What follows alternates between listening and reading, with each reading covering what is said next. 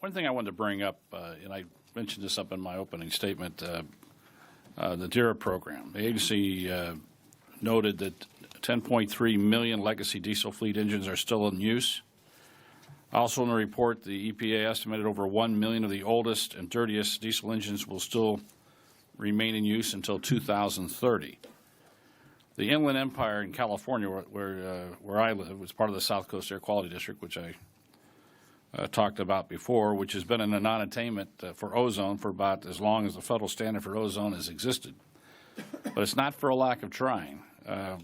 You know, as I mentioned, we have been regulating air quality longer than any other area on the planet, and implementing some of the most stringent air pollution control measures. We've done all we can do, pretty much, to reduce emissions from stationary sources. Our issue is the amount of cars and trucks, and you mentioned mobile sources. That's the problem. And we also have two of the largest port facilities in the United States, the Port of L.A. and the Port of Long Beach, which are responsible for 40% of all U.S. container cargo in the United States. These containers are loaded onto trucks, which then travel through my district to the rest of the country. So mobile sources contribute to about 80% of the air quality in the South Coast region. Of course, you know that part of California. I think there's about 26, 27 million people who live in the Los Angeles basin. We've made significant progress in improving air quality, however, largely due to the topography. Large volume of transportation occurs in and around the Inland Empire. We need some additional resources to continue to make those improvements. That's why we fund the Targeted Airshed Grant Program, provide additional resources to areas across the nation that need help to meet air quality standards. The same is true for DERA grants.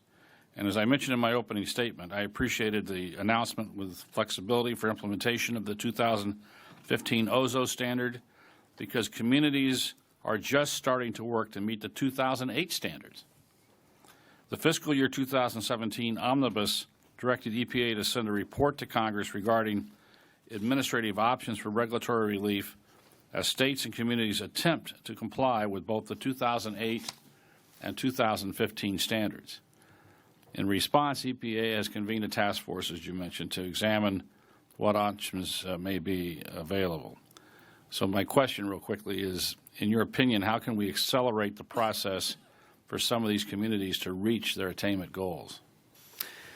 Well, I do want to address DERA for a second. I think it's a very important program. The GAO has found a duplication with across federal agencies, and the mission behind DERA is right, and we believe it should be funded. And I think this committee should give direction on how it should be funded. But we are committed to that DERA program and believe it's important, however you choose to achieve that.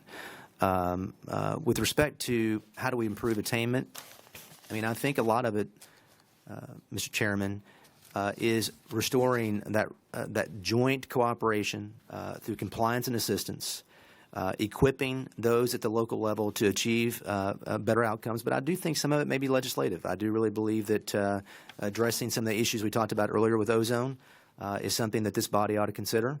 But air attainment under our NAAQS program is some of the best work we can do as a nation to impact health outcomes. And it should be an absolute priority of our agency working with Congress to achieve those outcomes. Thank you.